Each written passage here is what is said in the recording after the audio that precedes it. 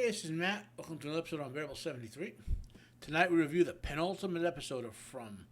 This review is somewhat spoilery, as it's posted a couple weeks after the episode premiered. The title for this penultimate episode... Can I mess up saying the word penultimate any more times? The title for this penultimate episode is Ball of Magic Fire. Now, unfortunately, I can't get any outside references to this.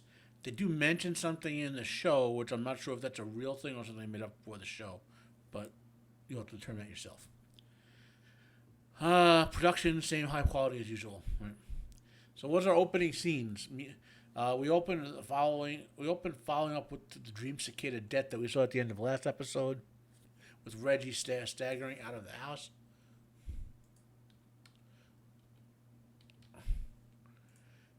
Once again, I hate to sound like I'm beating a dead horse, but From continues to convey a sense of being in real time without actually having a show, without actually being a real-time TV show. Right?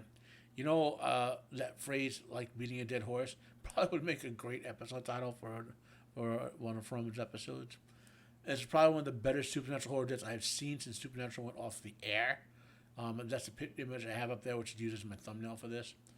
And once again, we hear they touch, they break, they steal. No one here is free. And we next segue over to with Boyd leaving the house and needing to talk to the townsfolk who saw Boyd run into the house and hear the screaming with Reggie and all that. Boyd comes up with a plan to deal with the sleep attacks. Then we go completely over to where Randall had kidnapped Donna and tied her to a tree. Randall and Jim's short collaboration runs into Randall's paranoia, which is like a running into a hard brick wall, and it's about to end in violence when Boyd shows up. I think the ultimate end of that scene was extremely predictable, with Randall tossing the keys away into the woods. But from a thematic point of view, it was also very satisfying. One of the keys to this series is what I call the horror pressure cooker effect, where there has to be a constant increase in pressure and a constant outlet of it. So it doesn't explode until the right time, which the explosion is From is the end of the season, right? But it keeps building pressure, and you know what's going on. You hear it, like when you hear the pressure, you know something's going on. But maybe you hear a keto changes in the pressure as certain things happen to the material inside the pot, you know. So then we get the wonderful theme song plays, and what do we pick up on? Right after the theme, we're in the town, with the town beginning to deal with the ramifications of not being able to sleep that night. We get a nice family moment where the Matthews family bonding over their concern about Jim. We switch over to Kenny and Sarah locking themselves in the police station. Sarah begins revealing some of what happened to her and Boyd in the woods, and we get Sarah's idea of what could be happening. Her brother Nathan was terrified of cicadas. She speculates that the people who would die, their fears become part of the forest. Personally, I think that while she's on to something, I would say it's more that the powers that be, some of them use those fears. And next we get to the colony house, and they're prepping for the night. Fatima and Ella leaders of the colony house. Fatima and Ella step up as the leaders of the colony house in Donna's absence. At this point, we begin wrapping around to the subplots again and going through them all. It becomes apparent about 20 minutes in that the writers and director condition us to accept the concept of three passively. So we have three major plot lines plus a minor one, what's going on with Sarah and Kenny in the police station.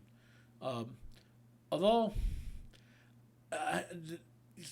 we learn we have three subplots and three victims at the end of this episode, right? I should mention a sort of thinking man's plot hole. Fatima is pregnant. Infants do sleep in the womb, though it's very early in the pregnancy. So either we don't pay attention to this because maybe not as many people know that infants sleep in the womb, or we have to assume there's some protective mechanism at play, right? Most people won't even think about that, but, you know, I'm about to sneeze. Oh, excuse me. Allergies are kicking in the last week or so. You can hear it in my voice. I'm going to take a little sip of Diet Pepsi.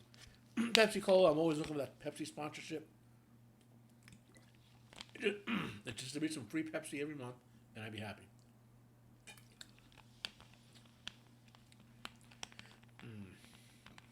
A little better, my throat feels a little better.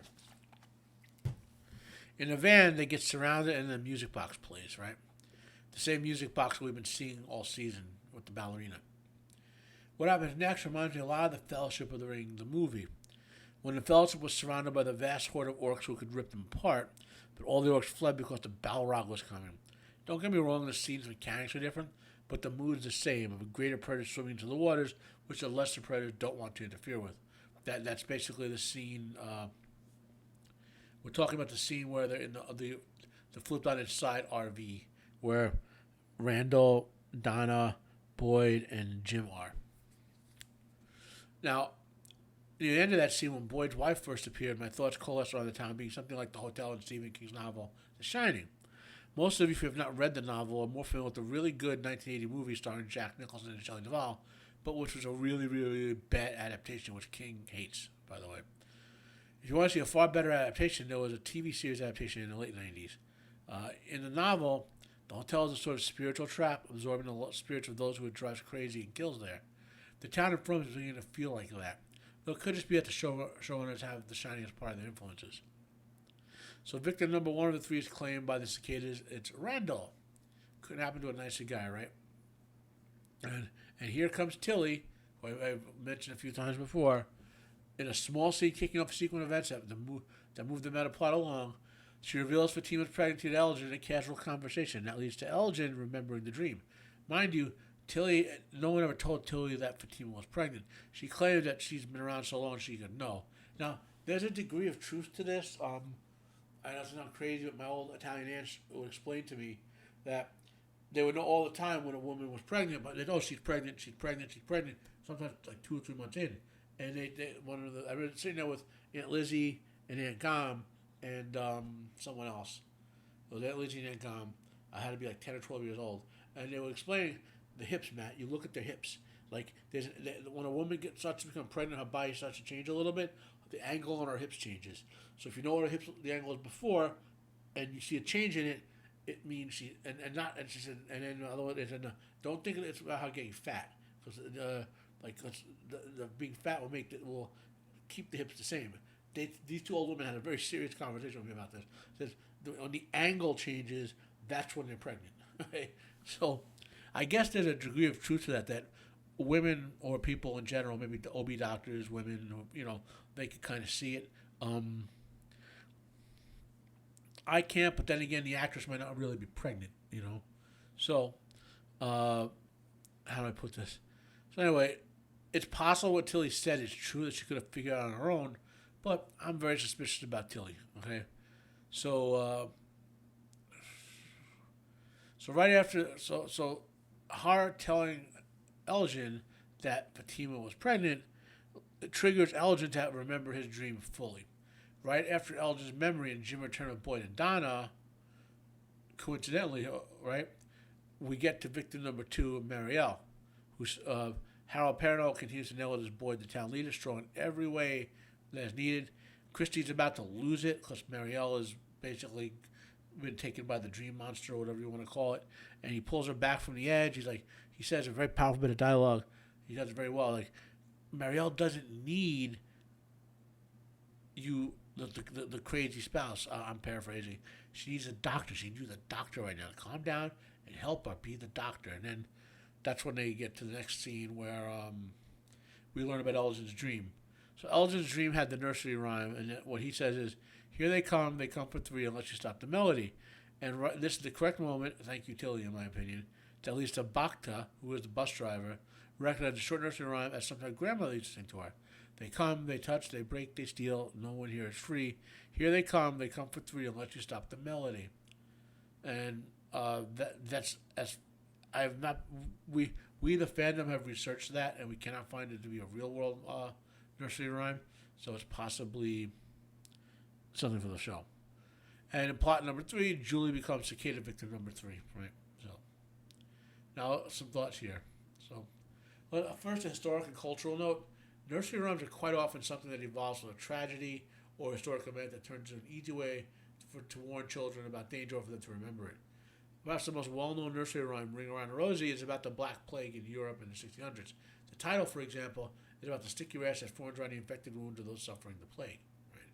And all the words after that are related events during revert of life during the plague, so to speak. The nursery rhyme in From appears to be something the showrunners created for the show. However, I think they are drawing upon the cultural knowledge of what nursery rhymes are, which is something that horror fans would know, as I mentioned above.